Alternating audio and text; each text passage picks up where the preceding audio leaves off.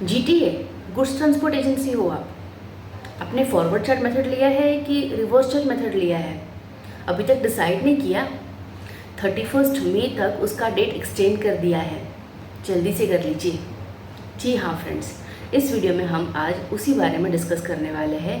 GTA को forward charge method select करने के लिए फॉर्म एनेक्शल 5 फाइल करना होता है, जिसकी डेट 15 मार्च थी, लेकिन वो एक्सटेंड करके अब 31 मई 2023 कर दी गई है। आगे बढ़ने से पहले मैं सीए प्रतिभा वारिया आपके लिए जीएसटी और इनकम टैक्स के अपडेट रिलेटेड वीडियोस लेके आती हूँ। अगर आपको मेरी वीडियो अच्छी लगती है तो प्लीज़ इसे लाइक कीजिए, शेयर कीजिए और मेरी चैनल को सब्सक्राइब कीजिए।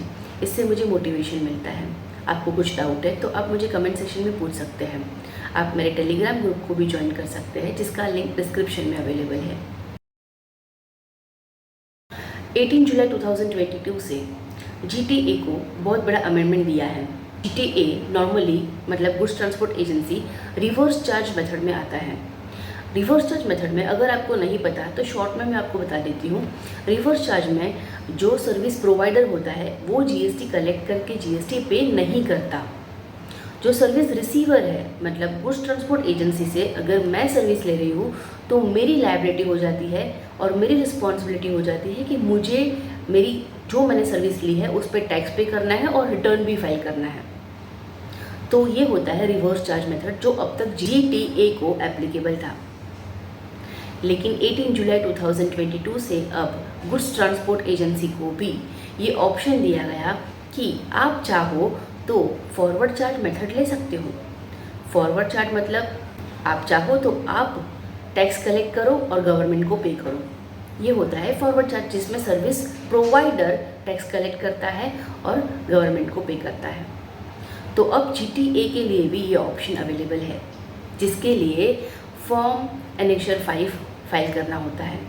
फॉर फाइनेंशियल ईयर 23-24 उसकी ड्यू डेट 15 मार्च 2023 थी, जो अब एक्सटेंड करके 31 मई 2023 कर दी है। सो फॉरवर्ड चार्ज मेथड के लिए आपको फाइल करना है एनेक्शल 5 बिफोर 31 मई 2023 अगर आपने अब तक फाइल नहीं किया है। तो 18 जुलाई 2022 से अब जीटीए के पास दो ऑप्शन हैं। First option forward charge method. एक मेथड अगर उनको फॉलो करना है फॉरवर्ड चार्ज मेथड तो उन्हें एनेक्शल 5 फॉर्म फाइल करना पड़ेगा। जीएसटी रेट के लिए भी इनके पास दो ऑप्शन है, या तो ये 5% रख सकते हैं या 12% रख सकते हैं। अगर 5% जीएसटी रेट रखते हैं तो उन्हें इनपुट टैक्स क्रेडिट नहीं मिलेगा, लेकिन अगर वो 12% रखते हैं तो इनपुट टैक्स क्रेडिट अपने परचेसेस का ले सकते हैं।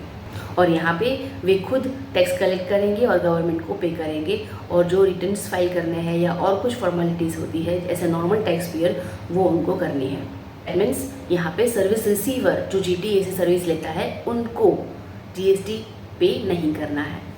और दूसरा ऑप्शन है रिवर्स चार्ज मेथड, जिसमें वे फॉरवर्ड चार्ज के लिए सिलेक्ट नहीं कर रहे हैं, तो उस केस में जो सर्विस रिसिपिएंट है उसको टैक्स पे करना है।